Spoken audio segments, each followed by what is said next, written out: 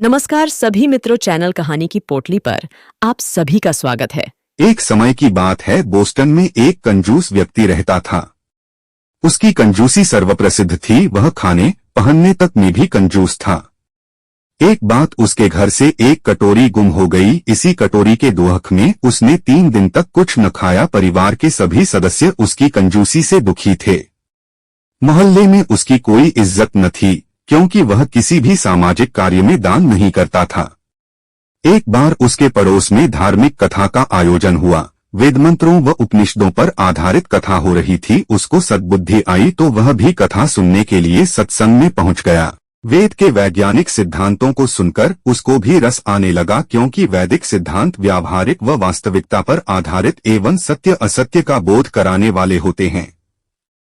कंजूस को और रस आने लगा। उसकी कोई कदर न करता, फिर भी वह प्रतिदिन कथा में आने लगा। कथा के समाप्त होते ही वह सबसे पहले शंका पूछता। इस तरह उसकी रुचि बढ़ती गई।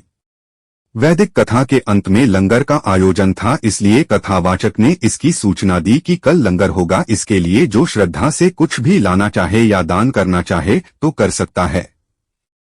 अपनी अपनी श्रद्धा के अनुसार सभी लोग कुछ न कुछ लाए। कंजूस के हृदय में जो श्रद्धा पैदा हुई, वह भी एक गठरी बांध सर पर रखकर लाया।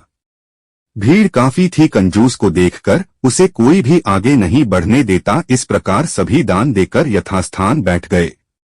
अब कंजूस की बारी आई तो सभी लोग उसे देख रहे थे। कंजूस को विद्वान की ओर बढ़ता देख सभी को हंसी आ गई, क्योंकि सभी को मालूम था कि यह महाकंजूस है। उसकी गठरी को देख लोग तरह तरह के अनुमान लगाते और हंसते, लेकिन कंजूस को इसकी परवाह न थी।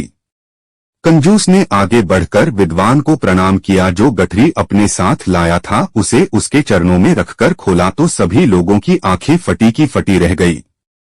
कंजूस के जीवन की जो भी अमूल्य संपत्ति, गहने, जेवर, हीरे जवाहरात आदि थे, उसने सब कुछ दान कर दिया। उठकर वह यथास्थान जाने लगा तो विद्वान ने कहा, महाराज आप वहां नहीं, यहां बैठिए। कंजूस बोला, पंडित जी यह मेरा आदर नहीं है, यह तो मेरे धन का आदर है। अन्यथा मैं तो रोज आता था और यहीं पर बैठता था, तब मुझे कोई न पूछता था।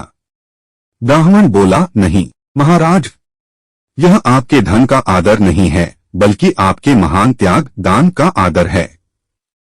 यह धन तो थोड़ी देर पहले आपके पास ही था, तब इतना आदर सम्मान नहीं था जितना कि अब आपके त्याग दान में है, इसलिए आप आज से एक सम्मानित व्यक्ति बन गए हैं।